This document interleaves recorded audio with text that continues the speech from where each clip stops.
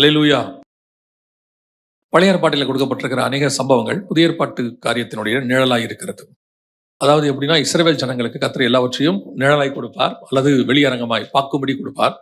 அதுக்கு உள்ள ஒரு ஸ்பிரிச்சுவல் தாட் ஒன்று இருக்கும், அது நமக்குரியதாக இருக்கும். உதாரணமா, ஆசாரிப்பு கூடாரம் இருக்கு, பஸ்கா ஆட்டுக்குட்டி இருக்கு, அங்க ஒரு 7 கிளை உள்ள பொன்குத்து விளக்கு இருக்கு அப்படின்னா, அவங்களுக்கு அது ஆசாரிப்பு கூடாரம் அப்படியே இருக்கும். ஆனா நமக்கு அதுக்கு பின்னாடி இருக்கிற ஸ்பிரிச்சுவல் தாட் தான் ரொம்ப முக்கியம். அது உள்ள அதை வச்சிருப்பாரு. அதை தெரிஞ்சுக்கிறதுக்கு தான் நம்ம கிட்ட கொடுத்திருக்கிறார் ஆண்டவர் புதிய ஏற்பாடை. அந்த புரிந்து கொள்ளுதல், அந்த ஆவிக்குரிய புரிந்து கொள்ளுதல் நமக்கு இருக்க வேண்டும். அதை வெறும் நீங்க சம்பவமா பார்த்துட்டீங்கன்னா, அதுக்குள்ள இருக்கிற ஆவிக்குரிய அர்த்தம் உங்களுக்கு தெரியாம போயிடுச்சுன்னா, ஒண்ணு அதனுடைய ரகசியம் நமக்கு தெரியாது. 2வது அதை வச்சுதான் நம்முடைய ஆவிக்குரிய வாழ்க்கையை நம்ம ஓட்டவே முடியும். நான் சொல்ல உங்களுக்கு புரியுதா? நம்ம ஆவிக்குரிய வாழ்க்கையில நம்ம பரலோகத்துக்கு போறதுக்கு தேவையான எல்லாமே கர்த்தர் என்ன செஞ்சிருப்பாருன்னா, பழைய ஏற்பாட்டுக்குள்ள மறைமுகமா கொடுத்திருப்பாரு. அதை நீங்க வெளியரங்கமாக்கி கண்டுபிடிச்சா மட்டும்தான் போகவே முடியும். அதை கண்டுபிடிக்கும் போது அதுக்கான காரியங்கள் புதிய ஏற்பாட்டுல இருக்கும். நான் சொல்ல உங்களுக்கு புரியுதா? இப்ப இயேசு கிறிஸ்துவை நீங்க பஸ்கா ஆட்டுக்குட்டியா பார்த்துட்டீங்கன்னா, பழைய ஏற்பாட்டுல பஸ்கா ஆட்டுக்குட்டி அப்படின்னு இருக்கும். அதை அடிக்கப்படணும், பழுதற்றது, ஊனமில்லாதது, நுகத்தறிக்கு உட்படாதது, இப்படி எல்லாமே இருக்கும். அதோட ரகசியம் இயேசுவை பத்தினதான காரியங்கள் புதிய ஏற்பாட்டுல இருக்கும். சோ இந்த மாதிரிதான ஒரு அமைப்புல தான் பைபிள் இருக்கு. இப்ப பழைய ஏற்பாட்டுக்குள்ள இருக்கிறது எல்லாம் ஒதுக்கப்பட வேண்டியது அல்ல. அது நமக்கு வேண்டாம், முடிஞ்சிருச்சு. அதல்ல, பிரமாணம் தான் முடிஞ்சிருக்குது. முறைமைகள், பலி செலுத்துறது, அப்புறம் ஆசாரிப்பு முறைமை, இதுதான் முடிவுக்கு வந்திருக்கு. ஆனால் அதுல சொல்லப்பட்டதான சத்தியங்கள், ரகசியங்கள் இந்த முடிவுக்கு என்ன செய்யல, வரல. சோ நம்ம அதை வச்சுதான் தியானிச்சு கத்துக்கவே முடியும். இப்ப எடுத்துக்கொள்ளப்படுதலை பத்தி நம்ம பார்க்கிறோம். அதான் சபையினுடையதான மிக முக்கியமான சம்பவம். அதோடு கூட சபை முடிஞ்சிடும். இயேசு கிறிஸ்துவின் வருகையோடு கூட எடுத்துக்கொள்ளப்படுதல், சபை எடுத்துக்கொள்ளப்பட்டுரும். 1 தெசலோனிக்கேயர் 4:16-17 அதை வாசிக்கிறோம். அப்படி எடுத்துக்கொள்ளப்பட்ட அந்த சம்பவம் நடக்கிறதுக்கு நம்ம என்ன செய்யணுங்கிறதுக்கு அடையாளம் எங்க இருக்கும்னு கேட்டீங்கன்னா, பழைய ஏற்பாட்டில் இருக்கும். ஏனோக்கு கிட்ட இருக்கும், எலியா கிட்ட இருக்கும், எல்லாமே இருக்கும். சோ இதை நீங்க தியானிக்கும் போது இங்கே எடுத்துக்கொள்ளப்படுவதற்கு தேவையானதான பதில் உங்களுக்கு கிடைக்கும். எடுத்துக்கொள்ளப்படணும்னா எப்படி செய்யறது, அதுக்கு என்ன பண்ணணுங்கிறதுக்கான காரியத்தை இங்கே வச்சிருப்பாரு ஆண்டவர். அதனாலதான் பைபிள் பாத்தீங்கன்னா கம்பேர் பண்ணிட்டே வரும். இயேசு பிறக்கிறதுல இருந்து மத்திய என்ன பண்ணுவாரு, தீர்க்க தரிசனத்தில் உரைக்கப்பட்டது நிறைவேறும்படி இங்கே நடந்தது. இது ஒரு பேட்டர்ன் பழைய ஏற்பாட்டில் உள்ளது. ஒருபடி மேல போய் எபிரேயர் நிருபத்தை வாசிச்சு பாத்தீங்கன்னா, ஆசாரிப்பு கூடாரம் என்பது என்ன, மெல்கிசேதேக்கின் முறைமைனா என்ன, இது எல்லாத்தையும் அங்க ஆண்டவர் சொல்லிட்டே வருவார். சோ இந்த பேட்டர்னை புரிஞ்சு படிச்சீங்கன்னா மட்டும்தான் வேதம் புரியும். ஒண்ணு, வேதத்தினுடைய உண்மையான அர்த்தம் புரியும். 2வது, நமக்கு அதுல இருந்து ஒரு டேக்அவே இருக்கும். ஒண்ணு, நம்ம கத்துக்க போறோம். கத்துக்கிறது மட்டும் இல்ல, அதை தான் நம்ம ஆவிக்குரிய வாழ்க்கையில யூஸ் பண்ண போறோம். இல்லை என்று சொன்னால் வெறும் வசனம் உங்களுக்கு வசனமாய் மட்டும்தான் இருக்கும். வேற எதுவுமே உங்களுக்கு பிரயோஜனப்படாது. இப்ப நாம என்ன பார்க்க போறோம் இன்னைக்கு அப்படின்னு கேட்டீங்கன்னா, இந்த எலியாவுடைய கான்செப்ட். எலியா பாத்தீங்கன்னா 1 ராஜாக்கள் 17ஆம் அதிகாரத்துல உள்ள நுழைவார். கீலேயாத்தின் குடிகளிலே திஸ்பியன் ஆகிய எலியா அப்படின்னு நுழைவார். அங்கே ஆரம்பிக்கிறவர் 2 ராஜாக்கள் புத்தகம் 2ஆம் அதிகாரத்துல நீங்க வாசிச்ச அதிகாரத்துல எடுத்துக்கொள்ளப்படுவார். எடுத்துக்கொள்ளப்பட்டு பரலோகத்துக்கு போனார்னு இருக்கு. இந்த அமைப்பு பாத்தீங்கன்னா திடீர்னு வருவார். எலியாவுடையதான அப்பா அம்மா யாருன்னு தெரியாது, சொந்த ஊர் எதுன்னு தெரியாது. திஸ்பியன் ஆகிய எலியான்னு இருக்கு. திஸ்பியா அப்படின்றது என்னன்னு கேட்டீங்கன்னா, அன்னோன் சிட்டின்னு இருக்கும். அதாவது அறியப்படாத ஒரு நகரம் அப்படின்னு. அது எங்க இருந்துச்சுன்னே தெரியாதாமா. இஸ்ரேல்ல இருந்திருக்கலாம் அப்படின்னு சொல்றாங்க. சோ எங்க இருந்து வந்தாருன்னு தெரியாது. அதே மாதிரி அவர் எங்க போனாருன்னு தெரியாது. பரலோகத்துக்கு போனார், அவ்வளவுதான். நம்ம பார்க்காத ஒரு இடம் போயிட்டார். 2வது, எலியாவுக்கு வம்ச வரலாறு இல்லை. அப்பா யாரு, அம்மா யாரு, அந்த மாதிரி எதுவுமே இருக்காது. ஆரம்பமும் முடிவும் இல்லாதவன் இருக்கும். மெல்கிசேதேக்கின் முறைமைக்கு 7ஆம் அதிகாரம் எபிரேயர் நிருபத்தில் நீங்க வாசிக்கும் பொழுது அவன் ஆரம்பமும் முடிவும் இல்லாதவன் அப்படின்னு இருக்கும். சோ இந்த புதிய ஏற்பாட்டில் இருக்கிற மெல்கிசேதேக்கின் முறைமை அப்படின்னா என்னங்க அப்படின்னு சொல்லி கேட்டீங்கன்னா, இப்ப நம்ம ஃபாலோ பண்றோம் இல்லையா, ஒரு விஷயத்தை இப்ப ஃபாலோ பண்ணிட்டு இருக்கிறோம்ல, இந்த ஃபாலோ பண்ற நியூ டெஸ்ட்மென்ட் சர்ச் இருக்குல்ல, இதுக்கு பேர் தான் மெல்கிசேதேக்கின் முறைமை. எங்க இருக்குது அப்படின்னு கேட்டீங்கன்னா, வாசிங்க 7ஆம் அதிகாரம் எபிரேயர் நிருபம் 11வது வசனத்தை வாசிங்க. நல்லா கவனிங்க. அந்த ஆசாரிய முறைமையினாலே பூரணப்படுதல் உண்டாயிருக்குமானால் ஆரோனுடைய முறைமையின்படி அழைக்கப்படாமல் மெல்கிசேதேக்கின் முறைமையின்படி அழைக்கப்பட்ட வேறொரு ஆசாரியர் எழும்ப வேண்டியது என்ன. அதனால என்ன அந்த வசனம் சொல்லுதுன்னா, இஸ்ரவேலர்களுக்கு நியாயப்பிரமாணம் ஆரோனின் முறைமை இருந்துச்சு, அது பூரணப்படுத்தல. அதனால என்ன உண்டாகல, பூரணப்படுதல். இன்னும் கொஞ்சம் புரியும்படி சொன்னா, பரலோகத்துக்கு போறதுக்கு அதுல வழி இல்லை. எபிரேயர் 11:39-40 சொல்லுது, இவர்கள் எல்லாரும் விசுவாசத்தினாலே நற்சாட்சி பெற்றிருந்தும் வாக்குத்தத்தம் பண்ணப்பட்டதை அடையாமல் போனார்கள். அவர்கள் நம்மை அல்லாமல் பூர்ணராகாதபடி விசேஷித்த நன்மையானதொன்றை நமக்கென்று முன்பதாகவே நியமித்து வைத்திருந்தார். சோ அவங்களுக்கு கொடுத்த அந்த முறைமையில பூர்ணப்படுதல் இல்ல, பரலோகத்துக்கு போக முடியாது. சோ நமக்கு தான் அது இருந்துச்சு. அவங்க முறைமை, ஆரோனின் முறைமைனால அது நடக்காது. நம்ம முறைமை நமக்கு கொடுக்கப்பட்டிருக்கிறது எது, இயேசு கிறிஸ்துவின் முறைமை. அதுக்கு இன்னொரு பேர் தான் என்னது, மெல்கிசேதேக்கின் முறைமை. இந்த மெல்கிசேதேக்கின் முறைமையின்படிதான் நீங்கள் பரலோகத்துக்குள்ளே பிரவேசிக்கவே முடியும். ஆட்டுக்குட்டியின் ரத்தத்தினால் அல்ல, ஆட்டுக்குட்டியானவருடைய ரத்தத்தினால மட்டும்தான் நடக்கும். அப்ப அந்த மெல்கிசேதேக்கின் முறைமையின்படி இருக்கிறவர்கள் தான் போக முடியும். இத பழைய ஏற்பாட்டுல நிறைய இடத்துல கர்த்தர் சொல்லிட்டே வருவார். பைபிள்ல பாத்தீங்கன்னா இந்த வம்ச வரலாறு இல்லாத ஒரு லிஸ்ட் இருக்கும். ரூத்துக்கு வம்ச வரலாறு இருக்காது. நீங்க பாத்தீங்கன்னா மோவாப்ல இருந்து வந்தாங்கன்னு தான் இருக்கும், அப்பா அம்மா யாருன்னு இருக்காது. அதே மாதிரி ரூத் என்ன ஆனாங்கன்னு இருக்காது. குழந்தை பிறந்த உடனே அவங்க காணாம போயிடுவாங்க. குழந்தைய நகோமியின் மடியில கொடுத்தாங்க, உன் மருமகள் ஒரு சந்ததியை பெற்றாள்னு சொல்லிட்டு அதுக்கப்புறம் ரூத்தே இருக்க மாட்டாங்க. அதுக்கப்புறம் ரூத் எங்க இருப்பாங்கன்னா புதிய ஏற்பாட்டுல 1ஆம் அதிகாரத்துல இருப்பாங்க. அதுக்கப்புறம் பழைய ஏற்பாட்டுல எங்கேயுமே இருக்க மாட்டாங்க. உள்ள வருவாங்க, ஒரு வேலையை முடிப்பாங்க, காணாமல் போயிடுவாங்க. இதே மாதிரிதான் இந்த மெல்கிசேதேக்கின் முறைமையில வரக்கூடிய எல்லாமே நடக்கும். பைபிள் முழுக்க இந்த மாதிரி நிறைய பேர் இருப்பாங்க. அதுல ஒரு ஆள் தான் எலியா. எலியாவும் அதே மாதிரிதான், எங்க இருந்து வந்தாருன்னு தெரியாது, எங்க போனாரும் தெரியாது, ஆரம்பம் முடிவும் இல்லாதவர். அதுல ஒரு பெரிய விஷயம் என்னன்னா மரணமே இருக்காது. என்ன இருக்காது? மரணம் இருக்காது. அதே காரியம் தான் மெல்கிசேதேக்கின் முறைமையில நமக்கு மரணம் கிடையாது, நித்திய ஜீவன் நமக்கு. சோ இப்ப நம்ம என்ன பார்க்கிறோம் அப்படின்னா, இந்த எலியா ஒரு ஜேர்னி பண்ணார்ல, ஒரு ஒரு ஒரு பிரயாணம் பண்ணார்ல, அந்த பிரயாணம் 2 பகுதி. ஒன்று 1 ராஜாக்களின் புஸ்தகம் 17ஆம் அதிகாரத்துல இருந்து 2 ராஜாக்கள் வரைக்கும் ஒரு பிரயாணம். 2 ராஜாக்களின் புஸ்தகத்துல மட்டும் 2ஆம் அதிகாரத்துல மட்டும் ஒரு பிரயாணம் இருக்கு. இந்த பிரயாணம் அடுத்த கட்டம். இந்த முதல் பிரயாணத்தை நாங்க ஏற்கனவே எடுத்திருக்கிறோம். இப்ப நம்ம 2வது பிரயாணத்தை பார்க்க போறோம். அதுதான் நீங்க வாசிச்சது 2 ராஜாக்களின் புஸ்தகம் 2ஆம் அதிகாரம் 1வது வசனம். திருப்பி வாசிங்க பார்ப்போம். கர்த்தர் எலியாவை சுழல் காற்றிலே பரலோகத்திற்கு எடுத்துக்கொள்ளப் போகிற போது எலியா எலிசாவோட கூட கில்காலில் இருந்து புறப்பட்டு போனான்.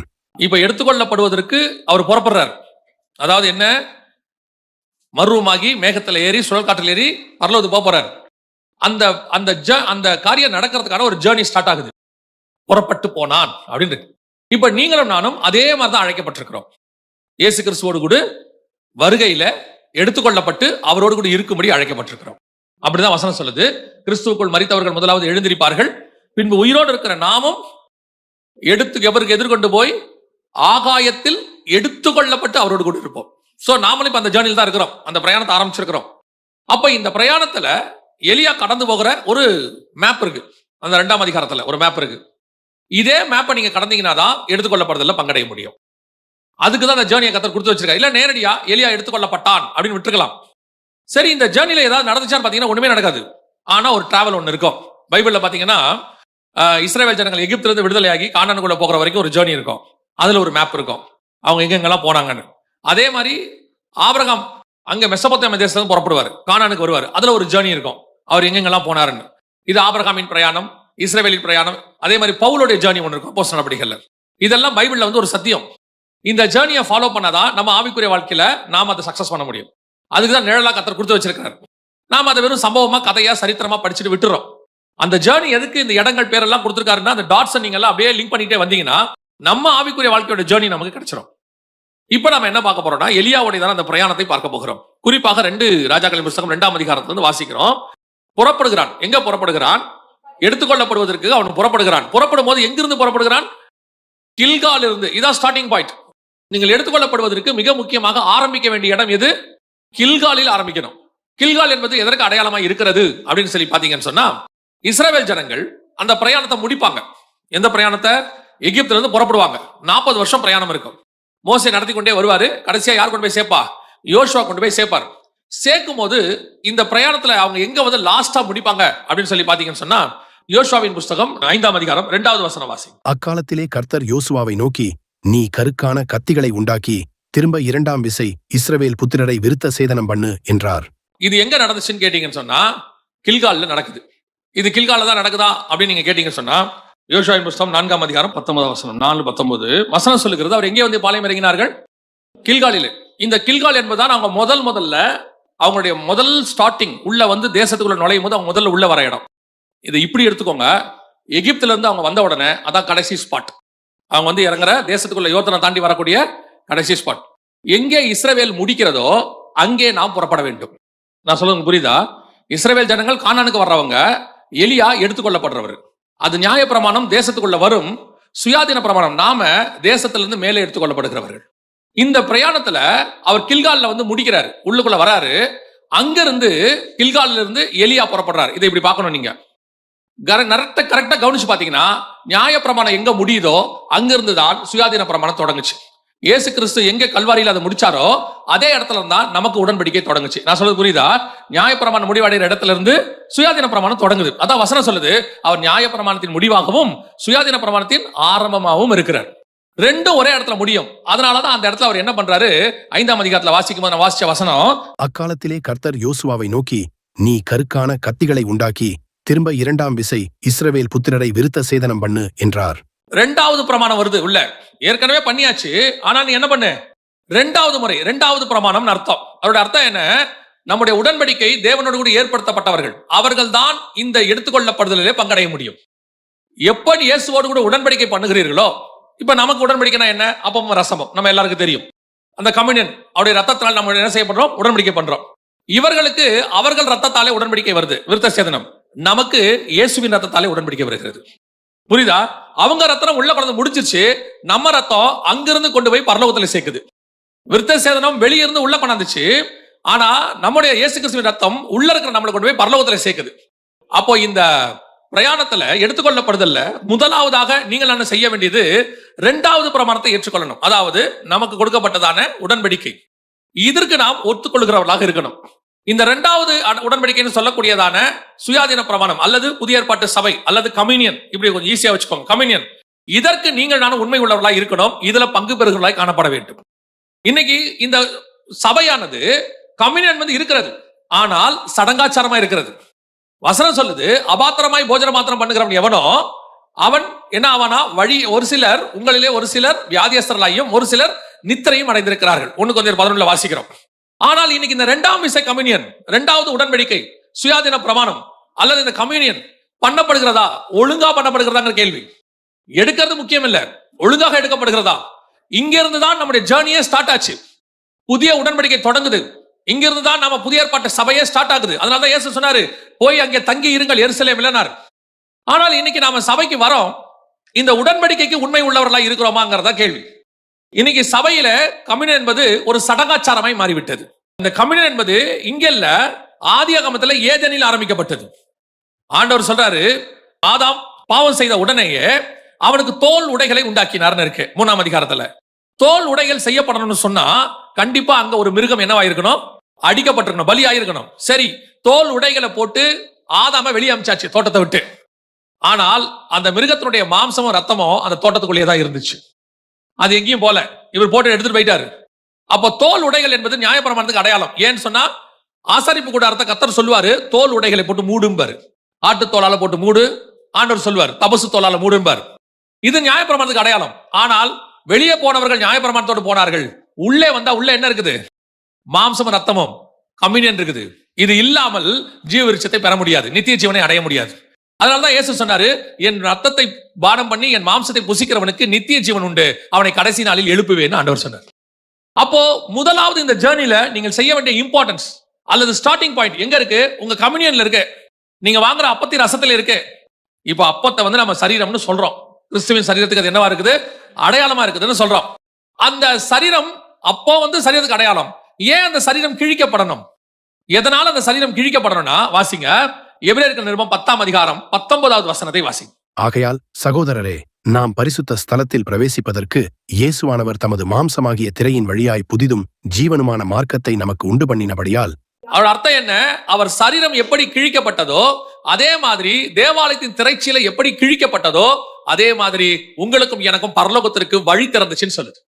மகா பரிசுத்த உள்ள நுழைவதற்கு அந்த திரைச்சீலை எப்படி கிழிஞ்சோ அதே மாதிரி இயேசுவின் சரீரம் கிழித்து நம்மை உள்ளே கொண்டு போய் பரலோகத்துல நிக்குது. அப்போ உங்க கையில கொடுக்கப்படுகிற அப்பம் என்பது ஞாயிற்றுக்கிழமை கொடுக்கக்கூடியதான ஒரு சடங்காச்சாரம் அல்ல, அது பரலோகத்திற்கு வழி திறந்தாச்சுன்னு உங்க கையில கொடுக்கப்படுகிற டோக்கன். இந்த கருக்களான அந்த கத்தியை எடுத்து இரண்டாவது முறையாக அவர்களுக்கு விருத்த சேதனம் பண்ணு. அதோட அர்த்தம் என்ன? இந்த உடன்படிக்கைக்குள்ள வர வந்தா போக முடியும். அதுவும் இந்த உடன்படிக்கையை உண்மையா செய்யறவன். இன்னைக்கு உண்மையா செய்யப்படுதா? அந்த ரத்தம் தான் எனக்கு ஒன்று சொல்லிக் கொடு, அந்த மாம்சம் தான் எனக்கு சொல்லுது நான் பரலோகத்துல பிரவேசிக்க முடியும். எனக்கு ஒரு கத்தர் அதுக்கான டோக்கனை கையில கொடுத்திருக்கிறார். இப்போ உங்களுக்கு ரேஷன் கார்டு எல்லாம் இருக்கும், ஆனால் திடீர்னு உங்களுக்கு ஒன்று சொல்லுவாங்க, ஏதோ ஒன்று தருவாங்க கவர்மெண்ட்ல, 1000, 2000, 3000 ஏதாவது ஒன்று தருவாங்கன்னு வச்சுக்கோங்களேன். நீங்க போயிட்டு என்ன பண்ணணும்? உங்க ரேஷன் கார்டை காட்டி அவங்ககிட்ட என்ன வாங்கணும்? முதல்ல ஒரு டோக்கனை வாங்கணும். அதுக்கப்புறம் அந்த டோக்கனை நீங்க தொலைச்சிட்டீங்க. ஆனா இப்ப போய் சொல்லுங்க, எங்கட ரேஷன் கார்டு இருக்கு, ஆனா நான் என்ன வாங்கல, டோக்கன் வாங்கல. அவன் சொல்லுவான், உங்க ரேஷன் கார்டுல என்ன இருக்குது? சீல் இருக்கு. இந்த சீல் போட்டாச்சுன்னா உங்கள்கிட்ட டோக்கன் கொடுத்தாச்சுன்னு அர்த்தம். இனி ரேஷன் கார்டு இருந்தாலும் கிடைக்காது, டோக்கன் இருந்தால் மட்டும்தான் அந்த கிஃப்ட் கிடைக்கும். புரியுதா? அதே மாதிரிதான் மீட்கப்படும் நாளுக்கென்று முத்திரையான பரிசுத்த ஆவியான நம்மகிட்ட இருந்தாலும் அவர் நம்ம எதுக்கு நேராக நடத்துறாரு? பரலோகத்துக்கு நேராக நடத்துறாரு. அப்படி உள்ளே போறதுக்கு என்ன கொடுத்து வச்சிருக்காருன்னா அப்பத்தையும் ரசத்தையும் கொடுத்து வச்சிருக்காரு. பரிசுத்த ஆவி இருக்கிறாரு. ஆனா நான் அபாத்திரமாய் போஜனமானோம். பரிசுத்த ஆவி இருக்கிறார்ன்றதுனால நாம எல்லாருமே பரிசுத்தவான்கள் அர்த்தம் அல்ல. உள்ள ஆவியானவர் உணர்த்திட்டே தான் இருக்கிறாரு. ஆவியானவர் சொல்லிட்டே தான் இருக்கிறாரு. ஆனால் அப்பத்தையும் ரசத்தையும் கையில கொடுத்தா வச்சிருக்காரு. கம்யூனியன் எடுக்க தான் செய்யறோம். ஆனா நம்மகிட்ட இருக்கிற சுபாவம் என்ன? உள்ளுக்குள்ள போறதுக்கான காரியம் இல்ல. ஆண்டவர் இருதயத்தை பாக்குறாரு. இன்னைக்கு நிறைய பேர் என்ன கம்யூனியன் எடுக்காட்டி பாஸ்டர் தப்பா நினைப்பாரு, அவங்க தப்பா நினைப்பாங்க, அப்பா அம்மா தப்பா நினைப்பாங்க. என்ன செய்யலாம்? சரி எடுத்துருவோம். எடுத்து அதை ஒரு சடங்காச்சாரமா எடுக்க எடுக்க எடுக்க எடுக்க அந்த ஷார்ப் கான்சியஸ் போயிடும். அதுக்கப்புறம் என்ன ஆகுது தெரியுமா? அதை ஒரு உடன்படிக்கையாவே பார்க்காம அதை ஒரு நிகழ்ச்சியா பார்க்க தொடங்கிட்டோம். அதனுடைய விளைவு என்ன? கம்யூனியன் இருக்கு, ஆனா பரலோகத்துக்கு போக மாட்டாங்க. அதுல நீங்க புரிஞ்சுக்க வேண்டிய மிக முக்கியமான ஒரு விஷயம் ஒண்ணு இருக்கு. இந்த வசனத்துல வாசிச்சோம் இல்லையா, இதுதான் நித்திய ஜீவனுக்கான வழின்னு சொல்லி. அதான் ஜீவனை உண்டாக்கும், மாற்றுக்கிறது கிடையாது. ஆனா அதுக்கு இன்னொரு பிரச்சனை இருக்கு. அதை அபாத்திரமா போஜனமான பண்ணா அது உங்களை கொல்லவும் செய்யும். வசனம் என்ன சொல்லுது? அபாத்திரமாய் போஜனமானவர்கள் சிலர் நித்திரையும் அடைந்திருக்கிறார்கள். இன்னைக்கு நம்ம என்ன சொல்லிட்டு இருக்கிறோம்? கிருபை. கர்த்தர் அதெல்லாம் கிருபையா இருப்பார், இரக்கமா இருப்பார். கர்த்தர் கிருபையா இருப்பார். இன்னொரு பக்கம் அவர் நீதி உள்ள நியாயாதிபதியாகவும் இருக்கிறார். அவர் not only advocate as well as is a judge also. அதான் இங்க இம்பார்ட்டன்ட். இங்க என்ன பிரச்சனை போயிட்டு இருக்குது? என்ன வேணாலும் செய்யலாம், கர்த்தர் பொறுமையா இருப்பார். என்ன வேணாலும் பண்ணலாம், கர்த்தர் நம்மகிட்ட அமைதியா இருப்பார். சொல்லிட்டே இருப்பார், சொல்லிட்டே இருக்கிறார். இன்னும் சொல்லுகிறார், இப்பவும் சொல்லுகிறார். உங்க கையில நான் கொடுத்திருக்கிறது விலையேற பெற்றது. 4000 வருஷமா பழைய ஏற்பாட்டு பரிசுத்தவான்களுக்கு கிடைக்காததை உங்கள் கையிலும் என் கையிலும் கர்த்தர் கொடுத்து வச்சிருக்கிறார். அந்நியரும் பரதேசிகளும் என்று அறிக்கையிட்டவர்கள் கொடுத்ததை, அவர்களுக்கு கொடுக்காததை கர்த்தர் உங்க கையிலும் என் கையிலும் கொடுத்து வச்சிருக்கிறார். பழைய ஏற்பாட்டு முழுக்க அந்த பரிசுத்தவான்கள் இதுக்காக தேடிட்டே இருந்தான். அவனுக்கு கிடைக்காத எல்லாத்தையும் உங்க கையில எங்களையும் கொடுத்திருக்காரு. இதை கையில வச்சுக்கிட்டு கர்த்தருக்கு விரோதமா பண்ற காரியம் ஆண்டவர் பார்த்துட்டே இருக்கிறாரு. யூதாஸ் காரியத்து ஊழியக்காரன், அவன் அப்போஸ்தலன், அவனே நாண்டு கொண்டு செத்தான்னு இருக்க. எப்ப சவுல் ராஜாவாக அபிஷேகம் பண்ணப்பட்டானோ அப்பத்துல இருந்து அவன் உண்மையான ராஜாவா இருக்கணும்.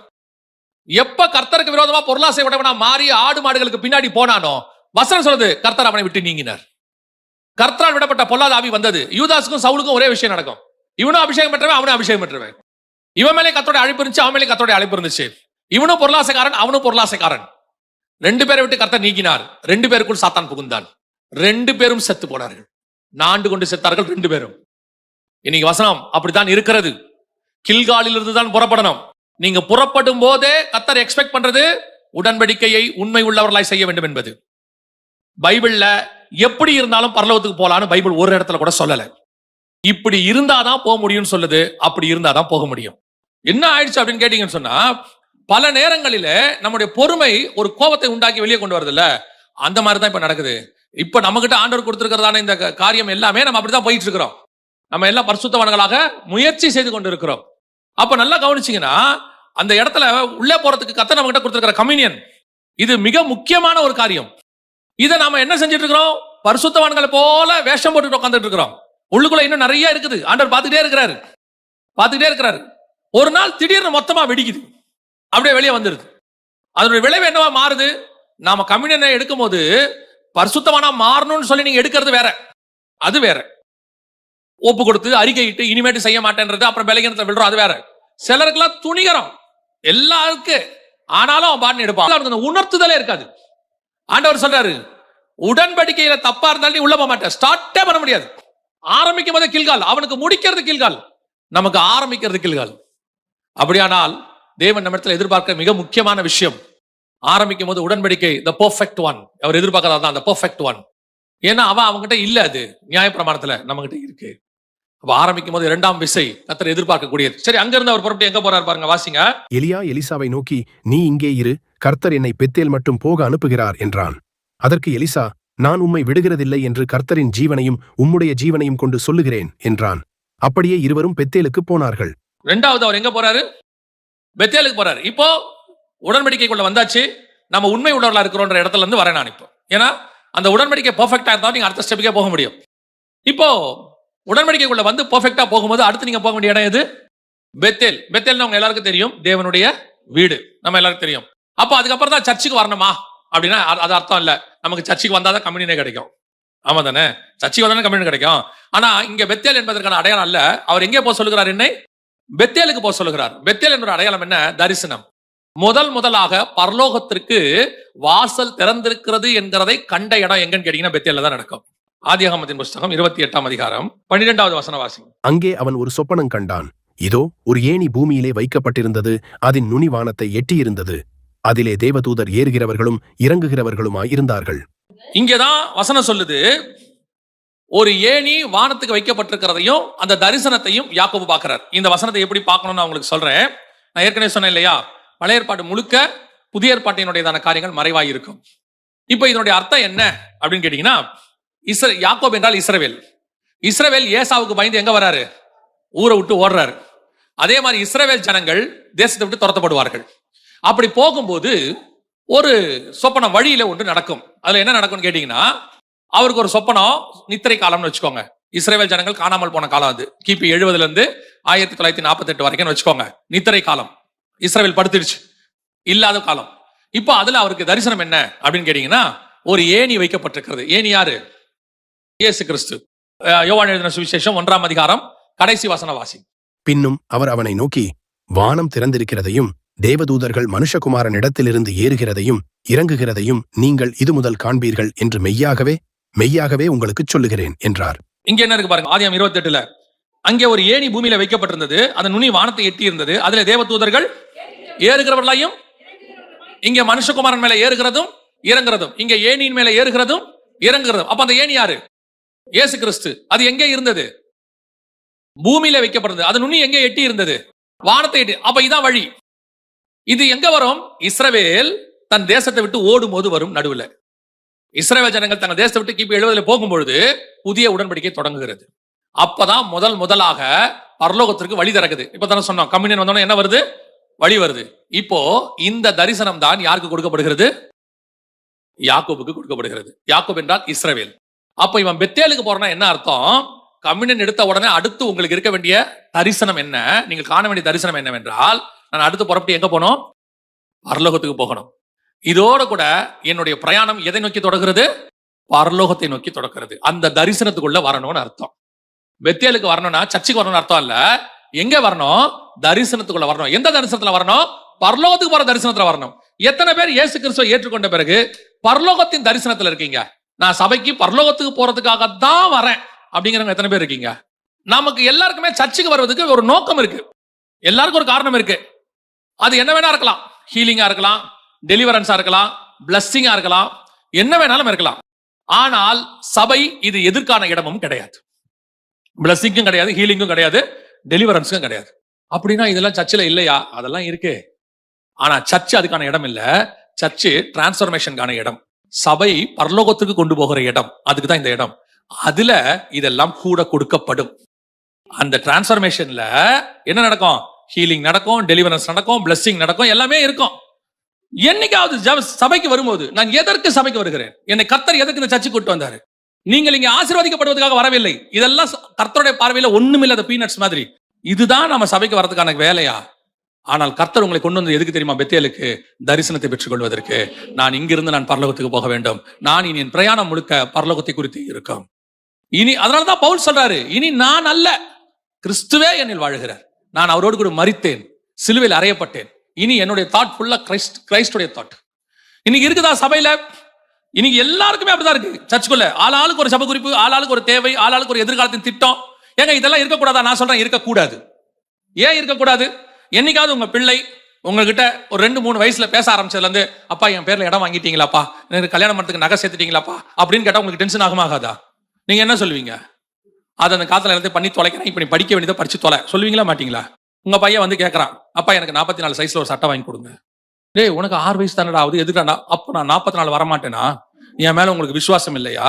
அவிசுவாசமா பேசுறீங்களா? நான் பலுகி பெருக மாட்டேனா? நீ வரும்போது 44 நான் வாங்கி தரேன். இப்போ உனக்கு என்ன? நீங்க சொல்லுவீங்களா மாட்டீங்களா? அதே தானே தேவனும் சொல்றாரு.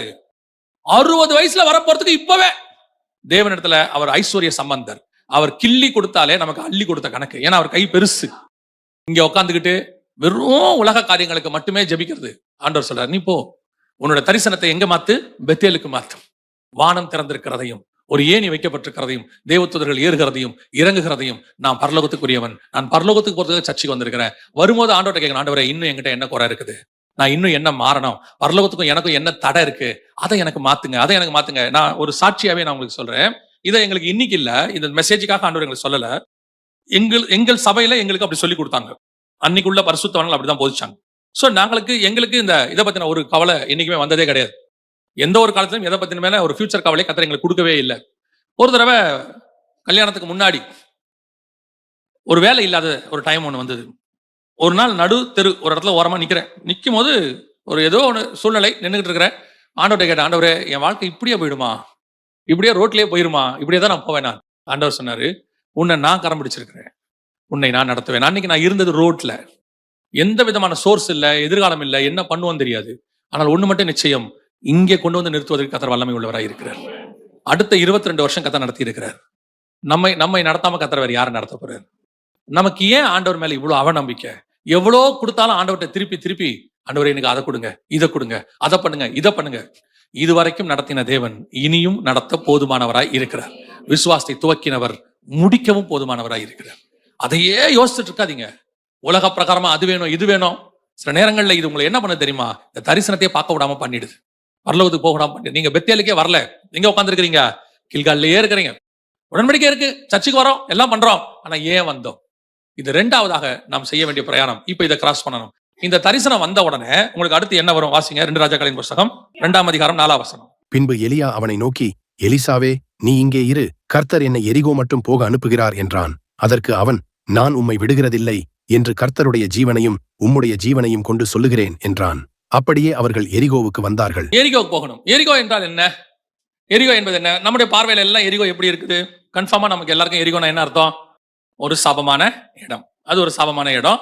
அங்கே சபிக்கப்பட்டது, எரிகோ தீக்கரையாக்கப்பட்டது. ஆண்டவர் சொல்றாரு, எரிகோல வந்து எதையும் எடுக்காதேங்கிறாரு. எல்லாமே உண்மை, மாற்று கருத்து இல்லை. ஆனால் நீங்கள் பார்க்கறது எல்லாமே பழைய ஏற்பாட்டுல ஒரு சிச்சுவேஷன் வரைக்கும் இருந்த எரிகோ. ஆனா ஒரு பீரியட்ல அந்த எரிகோ கர்த்தரால் தேர்ந்தெடுக்கப்படுகிறது. கரெக்டா எலியா வரத்துக்கு முன்னாடி என்ன நடந்தது பாருங்க. 1 ராஜாக்களின் புஸ்தகம் 17ஆம் அதிகாரம் 1ஆம் வசனம் வாசிங்க. கீலேயாத்தின் குடிகளிலே திஸ்பியனாகிய எலியா வரும்போது, இப்பதான் எலியா ஃபர்ஸ்ட் உள்ள நுழைறாரு. எலியா என்பது சபைக்கு அடையாளம், நல்ல கவனிங்க. இப்பதான் சபைக்கு அடையாளம். எலியா உள்ள நுழைறாரு. நுழையறதுக்கு முன்னாடி என்ன நடக்குது பாருங்க. அதுக்கு முந்தின வசனம் வாசிங்க. அவன் நாட்களிலே பெத்தேல் ஊரானாகிய இயேல் எரிகோவை கட்டினான். கர்த்தர் நூனின் குமாரனாகிய யோசுவாவை கொண்டு சொல்லியிருந்த வார்த்தையின்படியே அவன் அதன் அஸ்திபாரத்தை போடுகிற போது அபிராம் என்னும் தன் மூத்த குமாரனையும் அதன் வாசல்களை வைக்கிற போது செகூப் என்னும் தன் இளைய குமாரனையும் சாக கொடுத்தான். இதை பார்க்கறதுக்கு இப்படி இருக்குல்ல. ஆக்சுவலா அதோட அர்த்தம் என்ன தெரியுமா? இஸ்ரவேல் ஜனங்கள் உள்ளே நுழையும் போது எரிகோ இடிக்கப்படுகிறது, எலியா நுழையும் போது கட்டப்படுகிறது. புரியுதா உங்களுக்கு? இஸ்ரவேல் ஜனங்களுக்கான உலக பிரகாரமான எரிகோ அது. அவங்க கானானுக்குள்ள நுழையும் போது அது இடிக்கப்படுகிறது. இங்கே இவர் கானானை விட்டு வெளியே போறாரு. யாரு? எலியா. இவர் வெளியே போவதற்கு இந்த எரிகோ கட்டப்படுது. நான் சொல்றது உங்களுக்கு புரியுதா? அவங்களுக்காக தான் அந்த எரிகோ வச்சிருந்தாரு. அவங்க வரும்போது அதை இடிச்சிட்டாரு. திருப்பி சபை வருது, எலியா வரும்போது எரிகோ கட்டப்படுது. எதுக்காக? அவங்க கிராஸ் பண்ண மாதிரியே நம்மளும் என்ன பண்ண வேண்டியிருக்கு? கிராஸ் பண்ணி போக வேண்டியிருக்கு. அவங்களுக்கு அது இடிக்கப்பட்டது, நாம அதை கிராஸ் பண்ணணும். இந்த எரிகோ எதுக்கு அடையாளமா இருக்குன்னா, உங்கள் ஆவிக்குரியதான போராட்டம், ஆவிக்குரிய எதிர்ப்பு ஒண்ணு இருக்கும். ஆனால் இது உலக பிரகாரமாக நம்ம வாழ்க்கையில வரும். இப்போ ஆண்டவர் சொல்றாரு, நீ உடன்படிக்கைக்குள்ள வந்துட்ட, தரிசனத்துக்குள்ள வந்துட்ட. ஆனா தரிசனத்துக்குள்ள வரும்போது ஒரு ஸ்பிரிச்சுவல் வார்ஃபேர் ஒண்ணு வரும். இப்ப எரிகோல ஏதாவது பிரச்சனை இருந்துச்சா? எலியாவுக்கு எரிகோல பிரச்சனை இருந்துச்சா? இல்ல. ஆனா எரிகோவின் ஸ்பிரிட் இருக்கும். அமலேக்க ராஜா செத்துருவான், ஆனா அமலேக்க ராஜாவுடைய ஸ்பிரிட் இருக்கும். பாபிலோன் அழிஞ்சிடும், ஆனா பாபிலோனுடைய ஸ்பிரிட் இருக்கும். அந்தி கிறிஸ்து வரல, ஆனா அந்தி கிறிஸ்துவோடைய ஸ்பிரிட் இருக்கும். அதே மாதிரி எரிகோவுடைய ஸ்பிரிட் ஒண்ணு இருக்கு. இப்ப நமக்கு 2 விதமான போராட்டம் உண்டு. நம்ம அறிந்திருக்கிறபடி நம்ம எல்லாருக்கும் என்ன உண்டு? 2 விதமான போராட்டம் உண்டு. ரோமருக்கு நிருபம் 8ஆம் அதிகாரம் கடைசி 2 வசனம் வாசிங்க பார்ப்போம். மரணமானாலும் ஜீவனானாலும் தேவதூதர்களானாலும் அதிகாரங்களானாலும் வல்லமைகளானாலும் நிகழ்காரியங்களானாலும் வருங்காரியங்களானாலும் உயர்வானாலும் தாழ்வானாலும் வேறெந்த சிருஷ்டியானாலும் நம்முடைய கர்த்தராகிய கிறிஸ்து இயேசுவிலுள்ள தேவனுடைய அன்பை விட்டு நம்மை பிரிக்க மாட்டாதென்று நிச்சயித்திருக்கிறேன். இது ஸ்பிரிச்சுவல் போராட்டம். தேவதூதர்களானாலும் வருங்காலங்கள் நிகழ்காலங்கள், அதுபடிதான டிப்ரெஷன், ஸ்ட்ரெஸ் எல்லாமே பாத்தீங்கன்னு சொன்னா ஒரு விதமான ஸ்பிரிச்சுவல் போராட்டத்தை பத்தி பேசுறாரு. அந்த 2 வசனத்துக்கு முன்னாடி வாசிங்க. கிறிஸ்துவின் அன்பை விட்டு நம்மை பிரிப்பவன் யார்? உபத்திரவமோ, வியாகுலமோ, துன்பமோ, பசியோ, நிர்வாணமோ, நாசமோசமோ, பட்டயமோ. இது பிசிக்கல் போராட்டம். அங்க இருந்து எல்லாமே முழுக்க முழுக்க ஒரு ஆவிக்குரிய போராட்டம். இது மாம்சத்துல வர்றது. பசி, பஞ்சம், பட்டயம், நிர்வாணம், ட்ரெஸ் இல்ல, சாப்பாடு இல்ல, கொலை பண்ண பாக்குறான், திட்ட பாக்குறான், அடிக்க பாக்குறான், குத்த பாக்குறான். இதெல்லாம் பிசிக்கல் போராட்டம். அது ஸ்பிரிச்சுவல் போராட்டம். 2 இருக்கும். இதே காரியத்தை தான் எலியா கிராஸ் பண்றாரு. சபை கிராஸ் பண்ணும். இங்க முதல்ல உங்களுக்கு என்ன வரும்? ஸ்பிரிச்சுவல் போராட்டம், எரிகோ. இந்த எரிகோவை நீங்க கிராஸ் பண்ணனா கண்டிப்பாக ஒரு ஸ்பிரிச்சுவல் போராட்டம் இல்லாமல் உங்களால் பரலோகத்துக்கு போகவே முடியாது. எப்படிங்க அப்படி சொல்றீங்க அப்படின்னா, ஒரு ஸ்பிரிச்சுவலா கொஞ்சம் நிதானிச்சு பாருங்க. 1 தெசலோனிக்கேயர் 4:16-17 வாசிங்க. ஏனெனில் கர்த்தர் தாமே ஆரவாரத்தோடும் பிரதான தூதனுடைய சத்தத்தோடும் தேவ எக்காலத்தோடும் வானத்திலிருந்து இறங்கி வருவார். அப்பொழுது கிறிஸ்துவுக்குள் மரித்தவர்கள் முதலாவது எழுந்திருப்பார்கள். இந்த 3 சவுண்டும் எவ்வளவு நேரத்துக்காக தெரியுமா? ஒரு இமை பொழுது, ஒரு நிமிஷம், 1 செகண்ட்ல இருந்து 60 செகண்ட்ஸ்க்குள்ள. ஆனா அந்த 60 செகண்ட்ஸ்க்குள்ள எத்தனை சவுண்ட் இருக்கு? 3 சவுண்டு. அப்ப எதுக்கு 3 சவுண்டு? அந்த ஒரு நிமிஷத்துல ஏன் போடப்படுது? கர்த்தர் தாமே ஆரவாரத்தோடு, 2வது பிரதான தூதனுடைய சத்தத்தோடு, 3 தேவ. இந்த 3ஐயும் எக்ஸ்பிளைன் பண்றதுக்கு நம்ம நேரம் இருக்காது. ஆனா அந்த தேவதூதனுடைய சத்தம் ஒன்று இருக்கு பாருங்க, அது மட்டும் தான் இப்ப நமக்கு வேணும். தேவதூதன் எப்பெல்லாம் வருவான்னு நல்லா கவனிங்க. தேவ பிள்ளைகள் வரும்பொழுது தேவதூதன் எங்கெல்லாம் வருவான் அப்படின்னு பாத்தீங்கன்னா, பல நேரங்களில் மெசேஜ் கொண்டு வருவாங்க, எல்லாம் வரும்ல. ஆனா அவன் சத்தம் எங்க போடுவான்னு பாத்தீங்கன்னா, ஒண்ணு யோசுவா என்கிறதான ஆசாரியன் வஸ்திரம் தரிச்சிருக்கும் போது அவன் மேல் குற்றப்படுத்துறதுக்கு யார் வரும்போது? சாத்தான் வரும்போது தேவதூதன் வந்து அவனை அதட்டுவான், கர்த்தர் உன்னை கடிந்து கொள்வாராக. அதே மாதிரி மோசையின் சரீரத்தை குறித்து தர்க்கம் வரும். அப்போ பிரதான தூதன் வந்து சொல்லுவான் சாத்தானை பார்த்து, நீ கர்த்தர் அது கர்த்தருடைய காரியம் தலையிடாதேம்பா. எங்கெங்கெல்லாம் சாத்தான் வருதோ அங்கெங்கெல்லாம் என்ன வரும்? தேவதூதன் வந்து அங்கே நமக்கு ஆதரவாக நிற்பான். சரி, இது சத்தியம். அப்படி இருக்கும்போது வருக நேரத்துல மட்டும் ஏன் தேவதூதன் சத்தம் போடுறான்? அங்க அப்படித்தானே இருக்கு. அப்படின்னா என்ன அர்த்தம்னா, நம்ம மறுமை புறப்பட்டு போறோம்ல, பரலோகத்துக்கு நமக்கு நடுவில் யார் இருக்கா? வானமண்டலத்தின் பொல்லாத சேனைகள். இந்த சேனைகளை ரிமூவ் பண்ணி நமக்கு வழியை ஆயத்தம் பண்றதுக்கு, அந்த வானத்தை கிளியர் பண்றது யாருடைய வேலை? தேவதூதனுடைய வேலை. அப்ப நீங்க புறப்பட்டு அப்படி போகும்போது உங்களை முதல்ல ஆனா தடுக்காது. ஆனா அந்த இடத்துல ஒரு சின்ன போராட்டம் இருக்கு. அந்த இடத்துல யார் இருக்கிறா? ஸ்பிரிச்சுவல் வார்ஃபேர்னு சொல்லுவாங்க. அதான் வானமண்டலத்தின் பொல்லாத சேனை. இது வருகையில போற நம்மளை தடுக்குமானா தடுக்காது. இப்போ சொல்றேன், நம்ம மர்மம் ஆயிட்டோம்னா அது நம்மள என்ன செய்யாது? தடுக்காது. ஆனா அது புரோட்டோகாலும்பாங்க, அவங்களை கிளியர் பண்ணுவாங்க. அதனாலதான் வெளிப்படுத்தல் 12ஆம் அதிகாரத்துல வானத்துல யுத்தம் உண்டாயிற்று, தேவ தூதர்களும் சாத்தானும் அவனுடைய தூதர்களும் கீழே தள்ளப்பட்டார்கள். சோ நமக்கு முதல்ல ஒரு ஸ்பிரிச்சுவல் வார்ஃபேர்னு ஒன்று உண்டு. ஆவிக்குரிய யுத்தம் ஒன்று நீங்க கிராஸ் பண்ணணும். இந்த ஆவிக்குரிய யுத்தம் உங்களுக்கு எரிகோ மாதிரி வந்து நிக்கும். இப்போ நிறைய பேரோட தானே ஒரு மெசேஜ் இப்ப சபைகள்ல கடைசியா இருக்கிறது என்னன்னா, இந்த கில்கால் உண்டு, உடன்படிக்கை எடுக்கிறாங்க, கமிஷன் உண்டு, பெத்தேல் உண்டு, பரலோகம் தரிசனம் உண்டு. ஆனா என்ன கிடையாது? எரிகோன்னு ஒண்ணு கிடையாது. எரிகோ இடிச்சாச்சுங்க. ஆண்டவர் அந்த எரிகோ அத்தோட இடிச்சிட்டாரு. ஆண்டவருடைய மரணத்தோட நமக்கு துன்பம் எல்லாம் போச்சு, எல்லாம் போச்சு. யார் சொன்னது? உங்களுக்கும் எனக்கும் நிச்சயமாய் ஒரு வார்ஃபேர் உண்டு. இயேசு கிறிஸ்து உலகத்தில் உபத்திரவம் உண்டுன்னு தான் சொன்னார். ஏன்னா அவருக்கு உலகத்துல உபத்திரவம் என்ன இருந்துச்சு. இப்படி நிறைய பேர் இல்லைங்க, இயேசு சொல்லிட்டாரு உங்களுக்கு உபத்திரவத்தை நான் சுமந்து தீர்த்துட்டேன். எங்கேயும் அப்படி சொல்லல. நம்முடைய பாவங்களை சுமந்து தீர்த்திருக்கிறார், நம்முடைய சாபங்களை அவர் ஏற்றுக்கொண்டார். இன்னொருத்தர் சொல்றாரு, நாம் ஐஸ்வர்யன் ஆக்கும்படி அவர் என்னவானார். அப்ப நம்மளாம் என்னவா ஆயிட்டோம்? அப்படிதானே? கரெக்ட் தானே? அப்படின்னா யார் ஃபர்ஸ்ட் ஐஸ்வர்யன் ஆயிருக்கணும்? இயேசுக்கு அப்புறம். இயேசுக்கு அப்புறம் முதல்ல ஐஸ்வர்யனா யார் மாறி இருக்கணும்? அப்போஸ்தலர்கள். நம்மளை விட அவங்க தான் டெடிகேட்டட். எல்லாத்தையும் விட்டுட்டு வந்தாங்க. அவங்க ஏன் ஆகல? அவர் சொல்றாரு, பசியோ பஞ்சமோ பட்டயமோ நிர்வாணமோங்கிறாரு. பேதுரு சொல்றாரு, வெள்ளியும் பொண்ணும் என்னிடத்தில் இல்லை அப்படின்னு சொல்றாரு. அவங்க எல்லாம் பாருங்க தர்ம காரியத்துக்கு பணத்தை சேர்த்தாங்கன்னு இருக்கு. அப்புறம் என்ன அர்த்தம்? அப்ப அவங்க ஐஸ்வர்யம் ஆனாங்கன்னு இல்லையே பைபிள்ல. அப்ப அங்க சொல்லப்படுகிற ஐஸ்வர்யம் அது அல்ல. அவர் சிமரா சபையை பார்த்து சொல்லுவாரு, நீ தரித்திரம் உள்ளவனா இருந்தும் உனக்கு இருக்கிற ஐஸ்வர்யத்தை நான் அறிந்திருக்கிறேன். அவரோட அர்த்தம் என்ன? ஸ்பிரிச்சுவல் ஆசீர்வாதத்தை பத்தி பேசுறாரு. இப்ப இஸ்ரவேல் ஜனங்கள் கானான்ல இருந்து வெளியே வந்தாங்க. உங்களுக்கு தெரியுமா? போய் மேப் போய் பாருங்க, உங்களுக்கு தெரியும். செங்கடலுக்குள்ள போகாமையே அவங்க கானானுக்கு வர முடியும். செங்கடலுக்குள்ள போகாம கானானுக்கு வர முடியும். ரெட்சிக்குள்ள போகாம இஸ்ரவேல் ஜனங்க எங்க வந்துடலாம்? இஸ்ரேலுக்குள்ள எகிப்துல இருந்து வந்துடலாம். ஆனா கர்த்தர் வசனம் சொல்லுது, கர்த்தர் அவர்களை செங்கடல் வழியாக நடத்தினார்னு இருக்கு. உங்களுக்கு வழியில ஒரு செங்கடல் வரும். சரி, செங்கடல்ல இருந்து ஏறது என்னவா இருக்குது? வனாந்தரமா இருக்குது. ஏன் வனாந்தரத்துல கொண்டு போய் நிறுத்துறாரு? ஏன் ஆண்டவர் நிறுத்தலாமே? ஒரு சோலை வனத்தை போய் நிறுத்தலாமே? வசனம் சொல்லுது, வனாந்தரத்திலே அவர்கள் போய் பாளையம் இறங்கினார்கள். அப்படின்னா என்ன அர்த்தம்? நம்முடைய வாழ்க்கையில செங்கடல் வரும், வனாந்தரம் வரும், இதெல்லாம் ஒரு காலகட்டத்தில் வரும். கிராஸ் பண்ணும். அந்த கிராஸ் பண்ணாம அது நடக்காது. அது நல்லது, அதுதான் டிசைன். ஆனா ஒண்ணு தெரிஞ்சுக்கொள்ளுங்க, இந்த உலகம் பாவத்தில் இருக்கிறது. இந்த பாவத்தில் இருக்கிற உலகத்தை ஜெயிக்கிறதுக்கு கர்த்தர் நமக்கு பிசிக்கலாவும் சரி ஸ்பிரிச்சுவலாவும் சரி சில இம்யூனிட்டி பவர் உருவாக்கி இருக்கிறாரு. அந்த இம்யூனிட்டி பவருக்கு நீங்க வேலை கொடுக்கணும். கொடுத்துக்கிட்டே இருந்தால்தான் அது உள்ள ஆக்டிவாக இருக்கும். இல்லாவிட்டா என்னவா இருக்காது? ஆக்டிவாக இருக்காது. பல நேரத்துல நம்ம இம்யூனிட்டி, ஸ்பிரிச்சுவல் இம்யூனிட்டி பவர் ஆக்டிவாவே இல்லை. பாருங்க, டாக்டர் சொல்லுவாங்க ஒரு 6 மாசத்துக்கு ஒரு தடவை ஜுரம் வந்தா நல்லதுன்னு சொல்லுவாங்க. ஒரு 1 இயருக்கு ஒரு தடவை கோல்டு பிடிச்சி ஜுரம் வந்துருது. முன்னாடி உள்ள டாக்டர்ஸ் குறிப்பா சொல்லுவாங்க, ஒரு 6 மாசத்துக்கு ஒரு தடவை கோல்டு பிடிச்சா மாத்திரை போடாதீங்கம்பாங்க. ஒரு 7 நாள் விட்டுருங்க, அது உடம்புல இருக்கிற நீர் எல்லாம் என்ன பண்ணிடும், கிளீன் பண்ணிடும், வெளியேற்றிடும். அந்த இம்யூனிட்டி பவர் நல்லது, அது ஆக்டிவா இருக்குன்னு அர்த்தம். ஜுரம் வருதுன்னா என்ன, வெள்ளை அணுக்கள் என்னவா இருக்குது, ஆக்டிவா இருக்குன்னு அர்த்தம். அப்போ அந்த ஜுரம் நல்லது. அதே மாதிரி உபத்திரவம் நல்லது. வசனம் சொல்லுது, நான் உபத்திரவப்பட்டது நல்லது. அதனாலே அப்ப அந்த எரிகோ நமக்கு தேவை. ஆனா ஒண்ணு மட்டும் நிச்சயம், அந்த உபத்திரவத்தில் நீங்கள் ஜெயம் பெறுவீர்கள், தோல்வி அடைய மாட்டீர்கள். அந்த வனாந்தரத்தில் நீங்கள் மறிக்க மாட்டீர்கள். செங்கடல் உங்களை விழுங்காது. உங்களை கிராஸ் பண்ண வைப்பதற்கு கர்த்தர் போதுமானவராய் இருக்கிறார். கர்த்தர் சில நேரத்தில் அனுமதி கொடுக்கிறார். சில பிரச்சனை வருது, சில போராட்டம் வருது, சில உபத்திரம் வருது, கர்த்தர் கொடுக்கிறார்.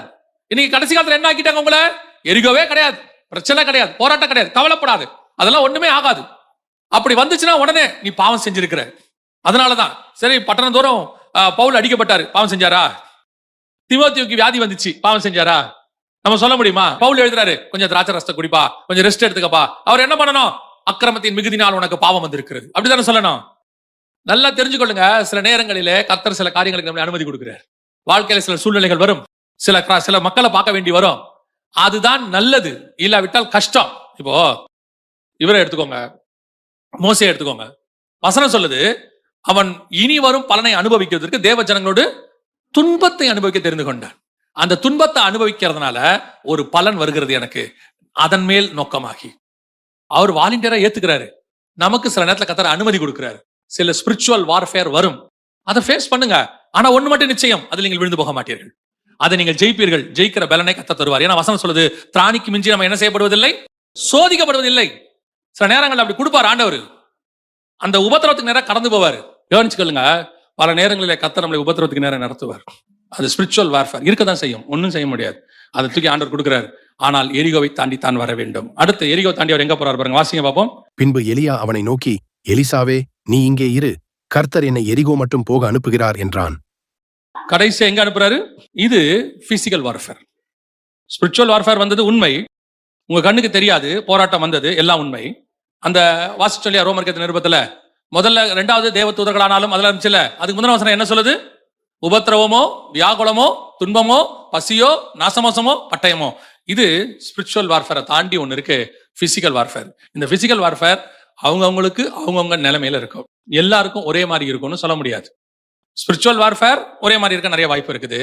ஆனா பிசிக்கல் வார்ஃபேர் ஒருத்தருக்கும் அந்த யுத்தம் வேற வேற மாதிரி இருக்கான். எல்லாருக்கும் பசி இருக்காது. ஒருத்தருக்கு பசி இருக்கும், ஒருத்தருக்கு பசி இல்லாததே பிரச்சனையா இருக்கும். அவருக்கு பசி இல்லாதது பிரச்சனையா இருக்கும். ஒரு சிலருக்கு வியாதி இருக்கும், ஒரு சிலருக்கு கடன் தொல்லை இருக்கும். இதெல்லாம் நம்ம அனுபவிச்சுட்டு இருக்கிறோம். பிசாசுடைய நோக்கமே உங்களை என்ன செய்வது, உங்களை வீழ்த்துவது. அதுக்கு பேர் தான் டெம்ப்டேஷன். ஆனா கர்த்தர் சோதனைக்கு அனுமதி கொடுக்கிறார், அது நோக்கம் என்ன, உங்களை அடுத்த கட்டத்துக்கு உயர்த்துவது. இப்ப யோபுவை பார்த்து ஆண்டவர் கேட்கிறார்ல, யோபுவை பத்தி சொல்றாருல பிசாஸ்ட, அவனை போல உத்தமனும் சன்மார்க்கும் நீதிமான் ஒருவனும். இப்ப ஏன் இவரா வாலண்டியரா போய் பிசாஸ்ட கேட்கிறாரு? பிசாசு கேட்கல, இவரா கேட்கிறாரு. யோபுவின் மேல் கண் வைத்தாயோ அப்படின்னு உடனே அவன் சொல்றான், அவன் விருதாவாமை சேவிக்கிறான். சரி, இப்போ ஏன் இந்த டெஸ்ட் இவரே ஆரம்பிச்சு இவரே முடிக்கிறாருன்னா, யோபுவை கர்த்தர் அடுத்து 2 மடங்கு ஆசீர்வதிக்க விரும்புகிறார். அந்த ஆசீர்வாதத்துக்கான உயர்வது, டெம்ப்டேஷன் கிடையாது. ஆனால் இப்போ தாவீதுக்கு பத்சபால் விஷயத்துல வருதுல்ல, அது டெம்ப்டேஷன், டெஸ்டிங் கிடையாது. கர்த்தர் இந்த மாதிரி டெஸ்டிங் பண்ண மாட்டாரு. இங்க யோபுக்கு அவரா தான் அனுப்புனாரு, நீ போய் அவனை தொடு, அடி, என்ன வேணா பண்ணிக்கோ, ஜீவனை தப்ப விடு அவர் சொன்னாரு. இங்க பத்சபால் விஷயத்துல அவர் ஒண்ணுமே சொல்லலையே. இன்னைக்கு நிறைய பேர் டெஸ்டிங்க்கும் டெம்ப்டேஷனுக்கும் டிஃபரன்ஸ் தெரியாம இருக்கான். நல்லா புரிஞ்சுக்கொள்ளுங்க, கர்த்தர் சோதனைக்கு அனுமதி கொடுக்கிறார் என்றால் உன்னை உயர்த்த போகிறார்னு அர்த்தம். நீங்க ஒண்ணுமே செய்யல, ஆனா உங்களை சுத்தி ஒரு உபத்திரம் ஒண்ணு உருவாகுது. அது நோக்கம் என்னன்னா, கர்த்தர் உங்களை உயர்த்த ஆரம்பிச்சிட்டாருன்னு அர்த்தம். அதே நேரத்துல வீழ்ச்சி கொஞ்சம் இருக்கும். கண்களின் இச்சை, ஜீவனத்தின் பெருமை, மாம்சத்தின் இச்சை, இதெல்லாம் இருக்கும். இதெல்லாம் கர்த்தர் கொடுக்கிறது கிடையாது, நம்மளா நம்மளா ஏற்படுத்தி கொள்றது. அப்ப இந்த இடத்துல நீங்க பிசிக்கலி ஒரு யோர்தானை கிராஸ் பண்ண வேண்டி வரும். அதான் யோர்தானுக்கு நேராக வருகிறான். அந்த யோர்தான் என்பது எதை குறிக்கிறது? Physical problem. அது எது வேணாலும் இருக்கலாம், பணத்துல இருக்கலாம், அல்லது வியாதியில இருக்கலாம், என்ன வேணாலும் இருக்கலாம். ஏதோ ஒன்று வரும். சிலர் சொல்லுவாங்க, இல்லைங்க அது வியாதி வந்துச்சுன்னா ஏதோ பாவம் தான் காரணம். அப்படிலாம் இல்ல, அந்த மாதிரிலாம் இல்ல. இப்ப யோபுக்கு தலை முதல் கால் வரைக்கும் என்ன வந்துச்சு? பரு வந்துச்சு. அதனால நம்ம என்ன சொல்ல முடியும், பாவின்னு சொல்ல முடியுமா? இல்ல.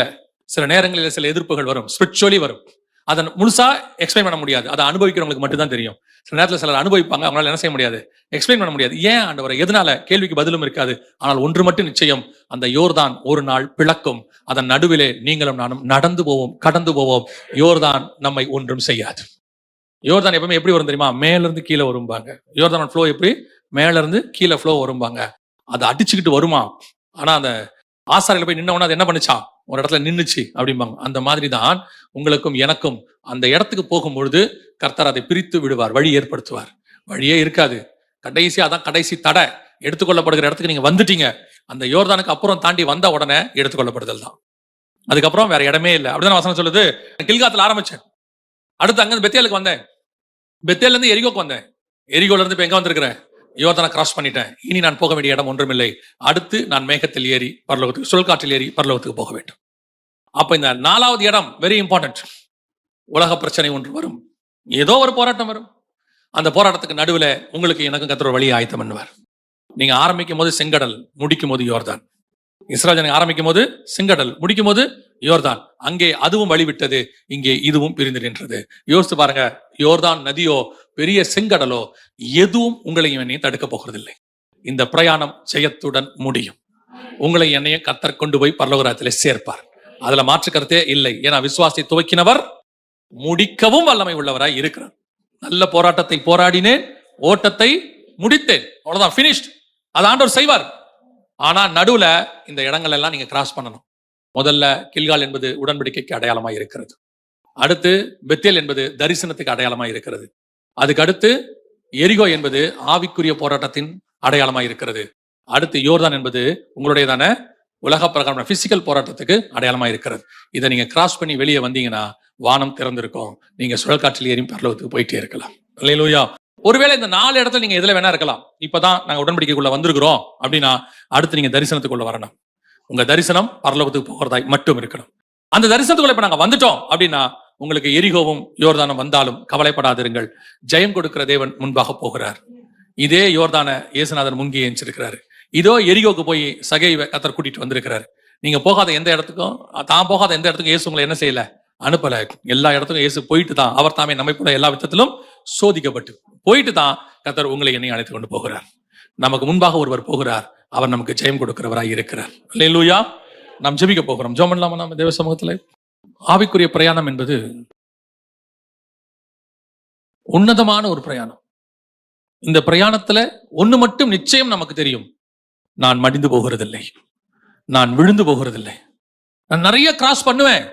இங்க இருக்கிற யாரை வேணாலும் கேளுங்க, ஊழியக்காரங்களை கேளுங்க, அவங்களோட வாழ்க்கையில எவ்வளவு கிராஸ் பண்ணி வந்திருக்காங்கன்னு கேளுங்க. கர்த்தரோடு கூட உடன்படிக்கை போட்டு தரிசனத்தோடு கூட வந்தவங்க தான் அவங்க எல்லாரும். ஆனா அவங்க வாழ்க்கையில எத்தனை எரிகோ வந்துச்சுன்னு கேளுங்க. மனமடுவாக்குற காரியங்கள் எத்தனை வந்துச்சு, சோர்ந்து போகிற காரியங்கள் எத்தனை வந்தது. போதும் கர்த்தாவே நான் சாகுறேங்கிற இடத்துக்கு எத்தனை பேர் வந்துட்டோம். இனி என்னால முடியாத ஆண்டவரேங்கிற இடத்துக்கு எத்தனை பேர் வந்தோம். ஆனா கர்த்தர் ஒண்ணு மட்டும் சொன்னாரு, எழுந்து நட. நீ பண்ண வேண்டிய தூரம் அதிகம், நீ போக வேண்டிய பிரயாணம் வெகு அதிகம்.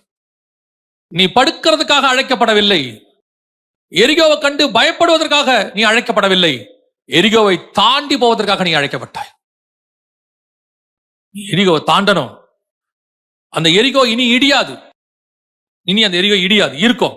ஆனா கர்த்தர் சொல்றாரு, அது உன்னை தடுக்காது. அது உள்ள மனுஷர் எப்படியாவது உன்னை ஜெயிக்கணும்னு நினைச்சிருப்பாங்க. ஆனா ஒண்ணு மட்டும் கர்த்தர் சொல்றாரு, அந்த மனுஷர் இருப்பாங்க, அந்த பிரச்சனை இருக்கும். ஆனா அதுக்கு நடுவுல நீ ஜெயத்துடன் கடந்து போவாய். யாரும் உன்னை எதுவும் செய்ய முடியாது. நீ பூமியை விட்டு பரலோகத்துக்கு போகும்போது வானமண்டலத்தின் பொல்லாத சேனைகள் உன்னை எப்படி ஒன்றும் செய்ய முடியாதோ அதே மாதிரி இந்த பூமியில இருக்கிற ஆவிகளும் உன்னை ஒன்றும் செய்ய முடியாது. நீங்கள் இயேசுவின் ரத்தத்தால் கழுவப்பட்டவர்கள், அவரோடு கூட உடன்படிக்கை பண்ணி இருக்கிறீர்கள். அவரை ஒரு நாளும் கர்த்தர் உங்களை கைவிடவே மாட்டார். சில நேரங்களில் யோர்தானை போல உபத்திரவங்கள் வரும், உங்களை சூழ நிற்கும், பெரும் வெள்ளமாய் பாயும். அந்த பக்கம் போகவே முடியாது, இதுக்கு மேல என்னால அந்த பக்கம் போக முடியாது அப்படின்னு சொல்ற இடத்துக்கு நீங்க வருவீங்க. கர்த்தர் சொல்றாரு, உன் சால்வையை எடுத்து அடி, உனக்கு கொடுத்திருக்கிற வல்லமையை உபயோகப்படுத்து, உனக்கு கொடுத்திருக்கிற அத்தாரிட்டியை யூஸ் பண்ணு. அந்த தடைகள் எல்லாம் பிரியும், அவைகளுக்கு நடுவிலே உனக்கு ஒரு வழி கிடைக்கும். கோணல அவைகளை செவ்வையாக்குகிறவர் உங்களுக்கு முன்பாக கடந்து போகிறார். வழி இதுவே என்று காண்பிக்கிறவர் உங்களுக்கு முன்பாக கடந்து போகிறார். அந்த வழியிலே உங்களை நடத்த அவர் போதுமானவராய் இருக்கிறார். நிச்சயம் நமக்கு ஒரு விசுவாசம் உண்டு. நிச்சயம் நீங்களும் நானும் சுழல் காற்றில் ஏறி பரலோகத்திற்கு போவோம். யாரும் அதை தடுக்க முடியாது. உன் தேவனாகிய கர்த்தர் உன்னோடு கூட உடன்படிக்கை பண்ணி இருக்கிறார். அனாதி தீர்மானத்தின்படி உலக தோற்றத்திற்கு முன்பதாகவே உங்களை தெரிந்து கொண்டார். எனவே நீங்கள் கைவிடப்படுகிறதில்லை, மடிந்து போகிறதில்லை, தொலைந்து போகிறதில்லை, வனாந்தரத்திலே உங்களை அழிந்து போகிறதில்லை. நீங்கள் சுழல் காற்றில் ஏறி பரலோகத்திற்கு போகிறவர்களாய் காணப்படுவீர்கள். ஒப்பு கொடுப்போமா? நல்ல தகப்பனே, சர்வ வல்லமையுள்ள ஆண்டவரே, இந்த காலை வேளைக்காக உமக்கு ஸ்தோத்திரம். கிருபையுள்ள கரத்தில் தாழ்த்துகிறோம். நாங்கள் கடந்து போகிற ஒவ்வொரு நிலையிலும் நீர் கூட இருந்து நடத்துகிறதுக்காக ஸ்தோத்திரம். உடனிருந்து நடத்துவதற்காக உமக்கு ஸ்தோத்திரம். விழாதபடி கர்த்தர் நீர் எங்களை பாதுகாக்கிறதுக்காக உமக்கு ஸ்தோத்திரம். உம்முடைய மகிமை மூடிக்கொள்ளட்டும். எங்கள் ஆண்டவர் இயேசு கிறிஸ்துவின் நாமத்தில் பிதாவே.